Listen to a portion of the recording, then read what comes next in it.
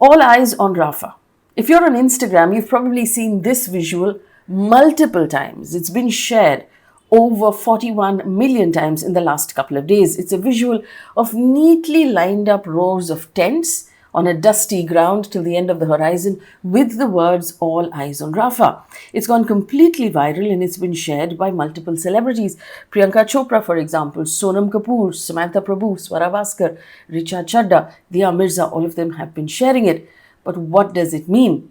Well, if you split it up between the visual and first look at the slogan, "All Eyes on Rafah" was first said by this man, Dr. Rick Peppercorn, the director of the WHO office in occupied Palestine. He was having a press briefing in February this year when Israel had first announced its intention to attack Rafah. When he said, "All eyes on Rafah," he was talking about how the medical team on location was struggling to meet the demand for medical care in Rafah and how an attack would be a humanitarian nightmare. And he said, "All eyes on Rafah," in an attempt to get the world not to look away and not to allow Israel an opportunity to attack Rafah in the dark. After he said it, other organizations like Save the Children, Americans for Justice in Palestine, Jewish Voice for Peace, the Palestinian Solidarity Campaign, all repeated the slogan, and then it became a rally cry across the world in Paris, London, New York, and Los Angeles. It has now surfaced on social media over the last 3 days on a story template that was created by an account called cha.my, which appears to be a Malaysian car and photography enthusiast. But while the message is going viral now, we must remember that this is not what Rafah looks like. It's not neatly lined up. It's not neat rows of tents.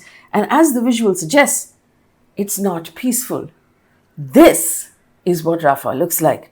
Millions of people crammed together in a small space, living in tents without access to safe drinking water, food, or health, a lethal lack of sanitation that's making people terribly sick, no medicine, no warm clothes. Satellite images of Rafah, in fact, show that nearly every open space right now is covered in tents, so it is one large camp. And it was the last safe space marked in all of Gaza, which is why so many people were crammed into that space. Now it's being attacked and set on fire. On Sunday, Israel attacked Rafah, portions of that camp, killing at least 45 people, 23 of whom were women and small children. At least 249 were injured, and the exact number is difficult to tell because the hospital that was treating those injured people was also attacked and then forced to shut down. Witnesses saw 8 missiles hit these tents and completely set them on fire. As it caught fire around 9 o'clock on Sunday night, the shelters burst into flames when people were still inside them. Effectively, the Red Crescent Society has said it burnt these people alive. There's a trigger warning here, but as part of this campaign, I also ask you not to look away. Horrific images have appeared after that of people rummaging through the burnt remains with their bare hands looking for pieces of their loved ones. There was one image of a man holding up the charred body of a child that was missing its head.